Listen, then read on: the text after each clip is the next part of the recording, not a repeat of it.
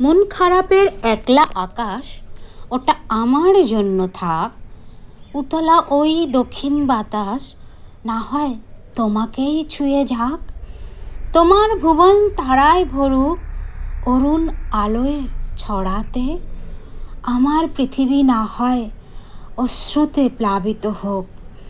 বিষণ্ণতার একলা যাপন সাক্ষী থাক আকাশ তারা, তুমুল আনন্দে উচ্ছ্বাসে না হয় তোমার জীবনটা হোক।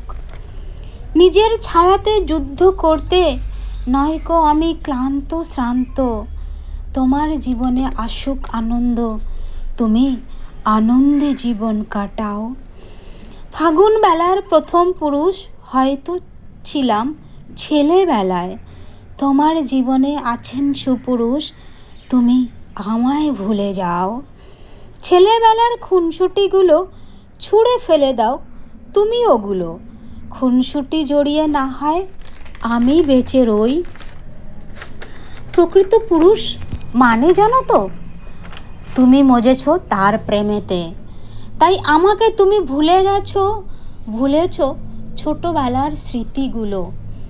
তোমার ছায়া আরও দীর্ঘ হোক, সুখের পাহাড় এসে পড়ুক, আমি না হয় দূর হতে তোমার সুখে সুখী হই।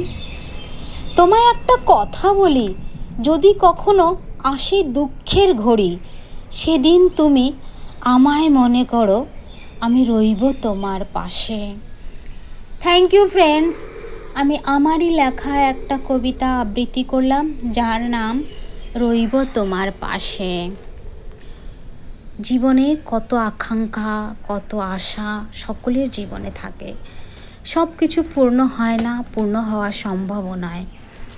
তাই আমার এই অবুঝ মনের কবিতাটি লিখলাম।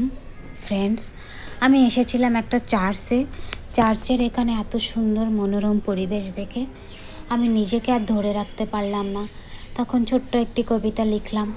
কেমন লাগলো কবিতাটি আপনারা একটু আমাকে জানাবেন। আপনাদের কমেন্টসগুলো আমার জন্য অনেক বেশি গুরুত্বপূর্ণ। আর আমি একটা সকলকে কথা বলতে চাই, বন্ধুরা আসুন আমরা সমস্ত হিংসা ত্যাগ করে জীবনের পথে এগিয়ে চলি।